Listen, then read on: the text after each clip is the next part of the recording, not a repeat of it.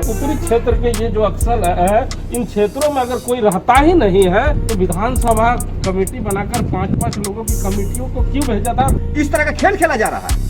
ये झारखंड है, यहाँ कुछ भी संभव है। एक एक गांव गए, देखें कि ये लोग तीसरा वोट देने का अधिकार से वंचित है। जगह पर रहने वाले लोगों को रातों रात कैसे गायब कर दिया जाता है। जो विधायक गण है आखिर किसके लिए लड़ाई लड़ रहे हैं, जब सरकार के नक्शे में वहां पर कोई रहता ही नहीं। कि जिस जगह को खाली दिखाया जा रहा है वहां पर कई गांव हैं और कई सारे लोग रहते हैं उत्तरी क्षेत्र में। अगर जब रहता ही नहीं है तो चुनाव कैसे होगा और पंचायत का दर्जा कैसे मिलेगा। नमस्कार, डी फोकस में आपका स्वागत है। मैं इस समय धनबाद के बंदोबस्त कार्यालय में मौजूद हूं। मैं आपको बताऊं कि आज से ठीक 19 दिन पहले हम लोग इसी बंदोबस्त कार्यालय में आए थे, जहां पर उत्तरी क्षेत्र का एक अहम मुद्दे को लेकर इस जगह पे आए थे। हमारे साथ कमाल जी हैं जो बंदोबस्त कार्यालय में आए थे। आज इनका तारीख पड़ा था और यहाँ पे प्रभाकर कुमार सिंह जी ने इनकी अपील को सुना है। तो अपील करता कमाल जी हमारे साथ है। क्या हुआ पहले ये बताएं। सर से हम लोग मिले, पहले आवेदन दिए थे कि हमारी ज़मीन की बंदोबस्ती कैसे कर दी गई है, सूचना अधिकार के तहत मांगे थे, लेकिन घुमा फिरा करके टाल मटोल इस तरह के जवाब दिया गया है। आज भी वही हाल है, आज भी सटीक जवाब नहीं दिए हैं। आज भी यही बोला गया है कि ठीक है आप लोगों को कॉपी दिया जाएगा, लेकिन आप लोगों को तो कॉपी मिला होगा पहले। हम बोले सर हमें कोई कॉपी नहीं मिला है, ना हमें कोई जानकारी है। हमें ना रेलवे नोटिस करता ना हमें जानकारी होती। रेलवे नोटिस हमें किया तब जाकर के हम 16/7/2021 को अनुमंडल पदाधिकारी के यहाँ आवेदन दिए, साथ में उपायुक्त महोदय का आवेदन दिए। प्रतिलिपि हमने हर जगह भेजा, भूमि एवं राजस्व सचिव को भेजा है रांची, माननीय मुख्यमंत्री को भेजा है, लॉ कमीशन को भेजा है, और आपका बहुत सारे पदाधिकारी जो हैं सब जगह हम आवेदन भेजे हैं। और रही बात की मतलब जानकारी इसे उपलब्ध खोजते पता चला कि हमारी ज़मीन की बंदोबस्ती कर दी गई है। जब मेरा रैती ज़मीन है, खतियानी ज़मीन है, सर्वे सेटलमेंट एक बार हो चुका है, 1908 में ही हमको खतियान मिल चुका है, हम खानदानी आदमी हैं, खतियानी हैं, तो फिर हमारी ज़मीन को जब दोबारा बंदोबस्ती की जरूरत कैसे पड़ गई। चलिए वन भूमि का ज़मीन होता या फिर जंगल प्लॉट होता, कोई पैसे मतलब जीएम लैंड होता तो उसको बंदोबस्ती करते हैं।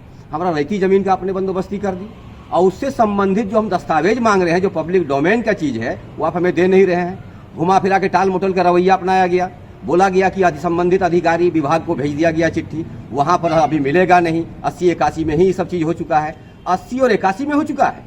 एक चीज़ मेरा जाना जाए बात को कि जब हमको चतुर्थ इस्पात कारखाना के लिए मेरी ज़मीन का नोटिफिकेशन किया गया राज्य सरकार की ओर से, निवर्तमान राज्य सरकार बिहार, जब ज़मीन को सिर्फ नोटिफिकेशन करके छोड़ दिया गया तो 62 और 63 में जब भुगतान करने की प्रक्रिया शुरू हुई तो उस वक्त ठगने का काम किया गया। ये तो साफ शब्दों में मैं कह रहा हूँ, ठगने का काम किया गया। जिस ज़मीन का मिलना चाहिए था 15 से 18 हज़ार रुपया, उसको 1200, 1300, 1100, 1000 रुपया देकर ठगने का काम किया गया। तो 26/11/1965 को छोटे वाले दादाजी पिटीशन फाइल किए। जब उनको समझाया गया, मेरा दादाजी उससे पहले पिटीशन फाइल किए थे, 10 दिन या 12 दिन पहले ये लोग पिटीशन फाइल किए कि हमें ठगने का काम किया गया, हमें भुगतान किया जाए। लैंड एक्विजिशन कोर्ट आपका धनबाद जो है, पिटीशन फाइल पुटअप केस हो गया आपका 1971 में, केस नंबर 954। केस चला जब 1971 से लेकर के 31 अगस्त 1987 तक, तो कैसे मेरे ज़मीन को आखिर इस प्रकार के ये लोग खेलता चला गया कि सेटलमेंट कर रहे हैं, ये कर रहे हैं। ये ढकोसलाबाजी है, ये ठगने का काम किया जा रहा है और हमें बरगलाने का काम किया जा रहा है। किस प्रकार हमको रोहिंग्या साबित करके रहेंगे लोग क्या? अच्छा, कि क्रिमिनल कॉन्स्पिरेसी है सर, सरकारी तंत्र का दुरुपयोग है। अच्छा कमाल जी, एक चीज़ और बताएं कि ये जो एरिया है इसमें कई गांव प्रभावित हो रहे हैं। जैसे बैदमारा मौजा में बास्तेजी है, बैदमारा है, धनघरी है, ये मेरा बैदमारा मौजा का। सटा हुआ मौजा पश्चिम में कनफट्टा, उसमें आपका गंझूडी, अगल बगल और 2-4 टोला वगैरह है। इस तरह किया गया है। कई का तो मतलब पचोरा का जैसे खाता प्लॉट ही बदल दिया गया है, सब नया कर दिया गया है। अब पुराना में आप जानिएगा मेरा 13 खाता है, लेकिन वहाँ 3 खाता निकलेगा, सोचेगा मेरा नहीं है, आप बेफिक्र रहिएगा। इस तरह का खेल खेला जा रहा है। बोल रहे हैं पब्लिक डोमेन का। देखिए ये बंदोबस्त कार्यालय में कमाल जी आए थे, काफ़ी नाराज हैं क्योंकि अधिकारियों ने इन्हें मिला जुला ही सवाल का जवाब दिया है। सबसे पहले हम आपको प्रभाकर सिंह की बयान को सुनाते हैं, जिसमें प्रभाकर सिंह ने क्या कहा है, जो बंदोबस्त कार्यालय के अधिकारी हैं, जो इन अपीलकर्ताओं की अपील को सुन रहे थे। जरा उनकी बातों को सुनिए कि उन्होंने क्या कहा है। पेजेज में ये प्रावधान किया हुआ है कि अगर कोई गलती होती है तो उसमें सुधार का समय दिया जाता है। लोग अपना आपत्ति दे सकते हैं। ठीक है, 2014 में उस मौजा का अंतिम प्रकाशन हो गया। अंतिम प्रकाशन के बाद प्रावधान है कि आप 90 दिन के अंदर अपना आपत्ति दे सकते हैं। तो 14 में जब ये अंतिम प्रकाशन हुआ, जो बात अभी ये पूछ रहे हैं से कि नक्शे में पूरा एक चित्र ही नहीं दिखाया गया है, अब चूंकि वो अवधि खत्म हो गया तो अब हम लोग उन सभी मैटर को नहीं सुन सकते हैं। प्रावधान के अनुसार हम लोगों पे बंदिश है कि हम नहीं सुन सकते हैं। तो अब इन मुद्दों को अगर मेरे सामने लाया जाता है कि खतियान में गड़बड़ी हो गया है या नक्शा में गड़बड़ी हो गया है, तो इसकी सुनवाई हम लोग अब नहीं कर सकते हैं।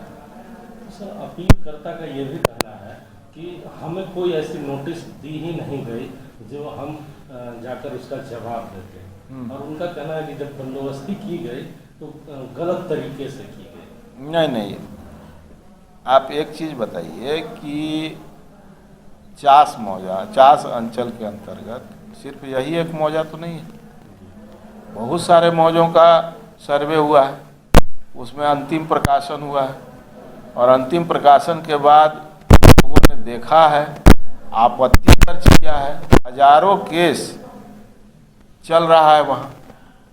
तो बाकी जगह के लोगों को कैसे पता लगे भाई लोगों ने आपत्ति क्यों किया?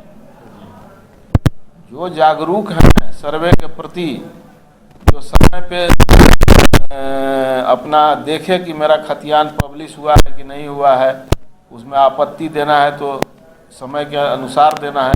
अगर उस समय ये लोग आपत्ति दिए रहते तो आज ये नौबत नहीं आती। तो अब क्या मानते हैं कि सरकार के जो सर्वे किया, अब हमारे यहाँ से उसमें सुधार नहीं किया जा सकता है, क्योंकि हर चीज़ का एक अवधि होता है, वो अवधि सुन नहीं सकते, ये कानूनी बंदिश है हम लोगों की। तो अब मान लिया जाए कि जो सरकार के द्वारा किया गया था वो कार्य सही है। हमारे अनुसार तो जो किया गया है वो सही है। अगर किसी ने आपत्ति नहीं किया तो हमने जो किया है वो सही ही मान। तो सुना आपने, ये मजेदार बातें हैं। जैसे जैसे आगे बढ़ रहा हूँ वैसे वैसे अंदर से हंसी भी छूटती है, गम भी होता है। अधिकारी कहते हैं कि 2014 में जो सर्वे किया गया था, हमारे अधिकारियों ने जो सर्वे किया है उसी सर्वे को हम मानते हैं, क्योंकि इनको अपीलकर्ताओं को और पहले अपील करने आना चाहिए था और ये देर कर गए। तो अभी की जो सिचुएशन है इन क्षेत्रों में, उत्तरी क्षेत्रों के इन जिन गांवों की चर्चा हो रही है, प्रभाकर कुमार सिंह भी मानते हैं कि अधिकारियों के द्वारा जो किया गया है वो ही जायज माना जाएगा, क्योंकि सरकारी डाटा में नक्शे में ये लोग नहीं हैं। तो उन क्षेत्रों के लोगों के लिए ये दुखद खबर है कि उन्हें सरकार मानती ही नहीं है कि उस जगह पे है। कमाल जी हमारे साथ हैं। प्रभाकर जी ने कहा कि जो हमारे अधिकारियों ने सर्वे किया है, सर्वे के अनुसार उस क्षेत्र पे कौन है नहीं है, और उन्होंने ऑब्जेक्शन नहीं किया और ऑब्जेक्शन का समय भी चला गया। तो आज का जो सिचुएशन है उसमें उक्त स्थल पे कौन है नहीं है मुझे नहीं मालूम, लेकिन नक्शे में जो दिख रहा है वही सच्चाई है और नक्शा को ही मैं मानता हूँ। जब उक्त स्थल पे कोई है ही नहीं और नक्शे में कोई है ही नहीं, तो विधानसभा से कमेटी बनाकर आपके क्षेत्रों में 5-5 विधायक क्या करने आए थे? सबसे पहले थोड़ा सा इस नक्शा को देख लीजिए। ये देखिए, ये नक्शा जो है मतलब पुराना जो सर्वे सेटलमेंट हुआ है 1908 में, उस वक्त का नक्शा ये। इस सर लोग जो किए हैं क्रिमिनल कॉन्स्पिरेसी, नया नक्शा जो तैयार किए हैं वो ये है। मतलब ये दोनों सब चीजों से मैं अवगत कराया हूँ। देखिए, सबसे पहले हम अपने दर्शकों को दिखाना चाहते हैं, कमाल जी एक बड़ी सच्चाई दिखा रहे हैं। ये पुराना नक्शा है जिसमें उक्त स्थल पे काफी भीड़ दिखाई जा रही है, गांव दिखाए जा रहे हैं, लोग दिखाए जा रहे हैं, और ये नक्शे में तमाम वो लोग नजर आ रहे हैं जो लोग वहां पे मौजूद हैं। एक दूसरा नक्शा जो कमाल जी है, 2014 में इस नक्शे को बनाया गया और यही बंदोबस्त कार्यालय से इसे सरकार को भेजा गया, और यहाँ के लोगों ने इसी बंदोबस्त कार्यालय से इस नक्शे को निकाला है, जहाँ पे पूरा एरिया साफ दिखाया जा रहा है, यहाँ पे कोई नहीं रहते हैं। जब इस स्थल पर उत्तरी क्षेत्र के ये जो अक्सर है, इन क्षेत्रों में अगर कोई रहता ही नहीं है और बंदोबस्त कार्यालय ये मानता है कि ये नक्शा सही है, तो मैं बार बार जानना चाहता हूं कमाल जी कि जब आप लोग वहां रहते ही नहीं हैं, तो विधानसभा कमेटी बनाकर 5-5 लोगों की कमेटियों को क्यों भेजा था? क्या जी 22 जुलाई 2021 को प्रश्न सह ध्यानाकर्षण समिति के सब चेयरमैन श्री रामदास सोरेन जी एक टीम लेकर चले। उसमें दशरथ गगराई साहब थे, राजेश कच्छप थे, समरी लाल थे और तमाड़ के विधायक जो मुंडा सर वो थे। अब बोकारो के वर्तमान विधायक श्री वीरेंद्र नारायण जी थे। पूरे गांवों का भ्रमण किए उत्तरी क्षेत्र का, एक एक गांव गए, देखें कि ये लोग तीसरा वोट देने का अधिकार से वंचित है। इस बात को मैं विधानसभा के पटल पर रखूंगा। और हम लोग के यहाँ जो आवेदन आता है, मैं सर को जैसे वहाँ चिट्ठी तो विधानसभा में भेजा था, हर जगह मैं चिट्ठी भेजा हूँ और माननीय सभापति महोदय को मैं खुद दिया हूँ चिट्ठी, उसकी कॉपी मेरे पास में है, मैं रिसीविंग कॉपी भी रखा हूँ। सर को जो दिया हूँ उसका एक फोटो भी मेरे पास में है। तो सर को दिया हूँ तो बोला कि जो बात नहीं हो पाता है वो हम लोग को दे दिया जाता है और उक्त स्थल पर हम लोग जा करके दौरा करके भ्रमण करके देखते हैं कि मामला क्या है। इस बात को हम लोग रखेंगे विधानसभा के पटल पर। 28/7/2021 को विधानसभा के पटल पर बात रखी गई है। तो चलिए सबसे पहले वो तस्वीरें हम दिखाते हैं कि विधानसभा से जो 5 विधायक आए थे उत्तरी क्षेत्र में, उन्होंने क्या कहा था, जरा उनकी बातों को सुनिए। ग्रामीणों से जो पता चला कि आज से 50 वर्षों पहले यहाँ से बोकारो प्लान के नाम पर यहाँ पर जमीन सरकार ने अधिग्रहण कर और स्टील प्लांट को दिया, लेकिन आज भी यहाँ पर आधा से ज़्यादा जमीन खाली है, घर द्वार भी वसी है और इन लोगों का सभी सुविधा से वंचित रखा है। इसका रोड नहीं है, पानी नहीं है और स्कूल नहीं है और बनाने भी बन नहीं दिया जाता है। जब भी ये लोग कोशिश करता है कि हम यहाँ पर हम चापाकल गाड़ेंगे, कुआं गाड़ेंगे, वैसे स्थिति में कंपनी का प्रबंधन का लोग आकर उसको मना करता है।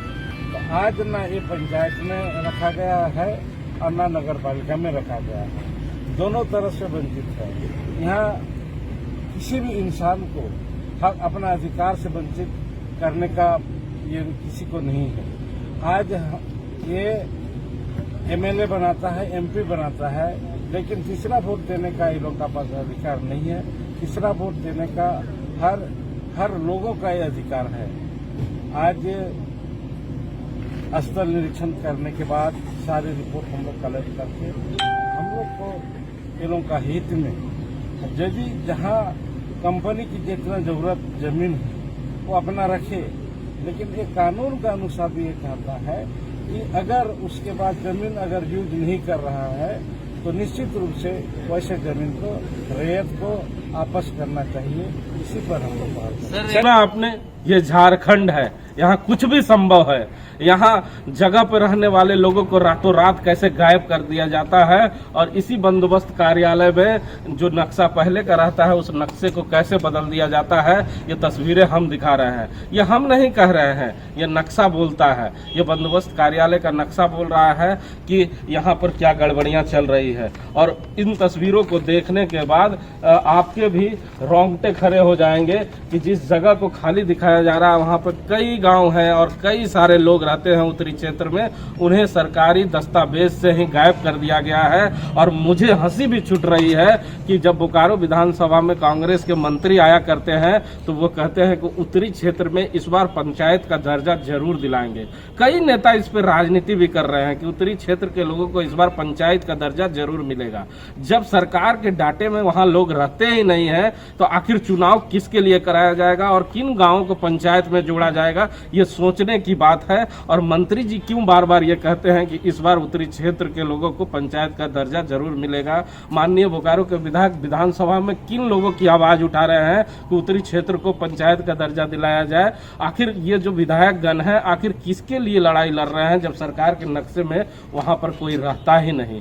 अगर जब रहता ही नहीं है तो चुनाव कैसे होगा और पंचायत का दर्जा कैसे मिलेगा। मैं फिर कह रहा हूँ ये झारखंड है, यहाँ कुछ भी हो सकता है।